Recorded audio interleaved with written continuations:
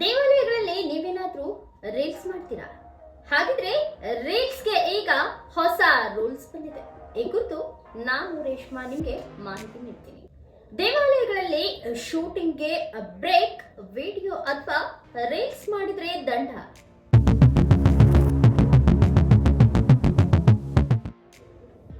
ಪವಿತ್ರ ಸ್ಥಳಗಳಲ್ಲಿ ಅಶಿಸ್ತಿನ ಚಿತ್ರೀಕರಣಕ್ಕೆ ಈಗ ಸರ್ಕಾರದಿಂದ ಕಠಿಣ ಬ್ರೇಕ್ ಜಾರಿಗೆ ಆಗುತ್ತಿದೆ. ಇನ್ನು ಮುಂದೆ ರಾಜ್ಯದ ಮುಜರಾಯಿ ದೇವಾಲಯಗಳಲ್ಲಿ ಕ್ಯಾಮೆರಾ ಆನ್ ಮಾಡುವುದು ಅಷ್ಟು ಸುಲಭವಲ್ಲ.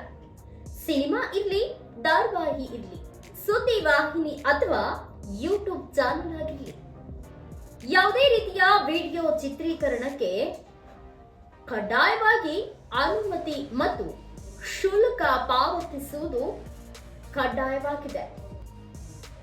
ಹೌದು, ರಾಜ್ಯ ಸರ್ಕಾರದ ಅಧೀನದಲ್ಲಿರುವ ಎಲ್ಲ ಎ, ಬಿ ಮತ್ತು ಸಿ ಗ್ರೇಡ್ ದೇವಾಲಯಗಳಲ್ಲಿ ಚಿತ್ರೀಕರಣ ನಡೆಸಬೇಕಾದ್ರೆ ಮುಂಚಿತವಾಗಿ ನಿಯಮಾನುಸಾರ ಅನುಮತಿ ಪಡೆದು ನಿಗದಿತ ಹಣವನ್ನ ಕರ್ನಾಟಕ ಮುಜರಾಯಿ ಇಲಾಖೆಗೆ ಪಾವತಿಸಲೇಬೇಕು. ಒಂದು ನಿಮಿಷ ತಡ್ರಿ, ಈ ನಿರ್ಧಾರ ಏಕಾಏಕಿ ಬಂದಿಲ್ಲ. 2003ರಲ್ಲಿ ಮೊದಲ ಸೂಚನೆ ಮೂಲಕ ಯೋಜನೆ ಮಾಡಿದ್ರು. 2012ರಲ್ಲಿ ಸ್ಪಷ್ಟ ಮಾರ್ಗಸೂಚಿಗಳು ಹೊರಡಿಸಲಾಗಿತ್ತು. ಆದರೆ ಇತ್ತೀಚಿನ ದಿನಗಳಲ್ಲಿ ಈ ನಿಯಮಗಳನ್ನ ಉಲ್ಲಂಘಿಸುವವರ ಸಂಖ್ಯೆ ಹೆಚ್ಚಾಗುತ್ತಿದೆ. ವಿಶೇಷವಾಗಿ ಅನುಮತಿ ಇಲ್ಲದೆ ಮೊಬೈಲ್ ಫೋನ್ಗಳಲ್ಲಿ ರೀಲ್ಸ್ ಅಥವಾ ಧಾರಾವಾಹಿ, ಸಿನಿಮಾ ಚಿತ್ರೀಕರಣ, ಯೂಟ್ಯೂಬ್ ಮತ್ತು ಸಾಮಾಜಿಕ ಜಾಲತಾಣಗಳಲ್ಲಿ ವಾಣಿಜ್ಯ ಉದ್ದೇಶಕ್ಕೆ ಪ್ರಸಾರ ಮಾಡುತ್ತಿರುವ ವಿಡಿಯೋಗಳಿಗೆ ಬ್ರೇಕ್ ಹಾಕ್ತಿದ್ದಾರೆ.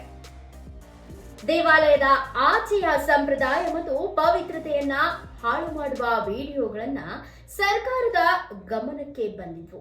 ಇದೇ ಕಾರಣಕ್ಕೆ ಮುಜರಾಯಿ ಇಲಾಖೆ ಈಗ ಕಠಿಣ ಕ್ರಮಕ್ಕೆ ಮುಂದಾಗಿದೆ. 2012ರಲ್ಲಿ ಹೊರಡಿಸಿದ ಮಾರ್ಗಸೂಚಿಗಳನ್ನ ಈಗ 100% ಕಟ್ಟುನಿಟ್ಟಾಗಿ ಜಾರಿ ತರಲು ತೀರ್ಮಾನಿಸಲಾಗಿದೆ.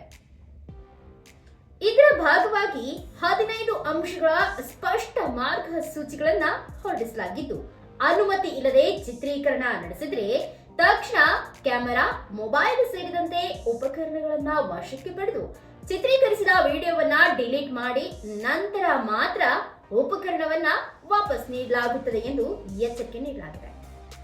ಇನ್ನು ರಾಜ್ಯದ ಮುಜರಾಯಿ ದೇವಾಲಯಗಳ ಸ್ಥಿತಿಗತಿ ನೋಡಿದ್ರೆ, ಒಟ್ಟು ಮುಜರಾಯಿ ದೇವಾಲಯಗಳು 34,563, ವಾರ್ಷಿಕ 25 ಲಕ್ಷ ರೂಪಾಯಿ ಮೇಲ್ಪಟ್ಟ ಆದಾಯ ಹೊಂದಿರುವ ಎ ಗ್ರೇಡ್ ದೇವಾಲಯಗಳು 205 ಇವೆ. 5ರಿಂದ 25 ಲಕ್ಷ ರೂಪಾಯಿ ಆದಾಯದ ಬಿ ಗ್ರೇಡ್ ದೇವಾಲಯಗಳು 193 ಅಂದಾಜಿಸಲಾಗಿದೆ. 5 ಲಕ್ಷಕ್ಕಿಂತ ಕಡಿಮೆ ಆದಾಯದ ಸಿ ಗ್ರೇಡ್ ದೇವಾಲಯಗಳು 34,105 ಕಂಡುಬಂದಿವೆ. ಅಂದಹಾಗೆ ದೇವಾಲಯಗಳನ್ನ ಮನರಂಜನಾ ಸ್ಥಳಗಳಂತೆ ಬಳಸುವುದಕ್ಕೆ ಬ್ರೇಕ್ ಮಾಡಿರುವುದು ಸರಿಯಾದ ವಿಚಾರವೇ. ಧಾರ್ಮಿಕ ಶಿಸ್ತಿಗೆ ರಕ್ಷಣೆ ಅಥವಾ ಪವಿತ್ರತೆ ಕಾಪಾಡುವ ಉದ್ದೇಶದಿಂದ ಸರ್ಕಾರ ಈ ನಿರ್ಧಾರಕ್ಕೆ ಮುಂದಾಗಿದೆ. ನಿಯಮ ಮೀರಿದ್ರೆ ಕ್ರಮ ಖಚಿತ. ದೇವಾಲಯಗಳು ಶೂಟಿಂಗ್ ಸ್ಪಾಟ್ ಅಲ್ಲ, ವಾಣಿಜ್ಯ ಪ್ರದರ್ಶನದ ವೇದಿಕೆ ಅಲ್ಲ. ಅವು ನಂಬಿಕೆ, ಭಕ್ತಿ ಮತ್ತು ಧಾರ್ಮಿಕ ಶಿಸ್ತಿನ ಪವಿತ್ರ ಕೇಂದ್ರಗಳು.